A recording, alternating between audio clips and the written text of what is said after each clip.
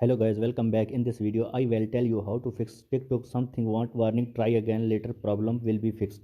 Follow this step, don't skip video, solve your problem. First of all, open the Play Store and search TikTok app. Make sure that your TikTok app is updated. If not updated, first of all updated your TikTok app. After this, go back. Now tap on settings and check that you have on activate internet connection. Tap on connection.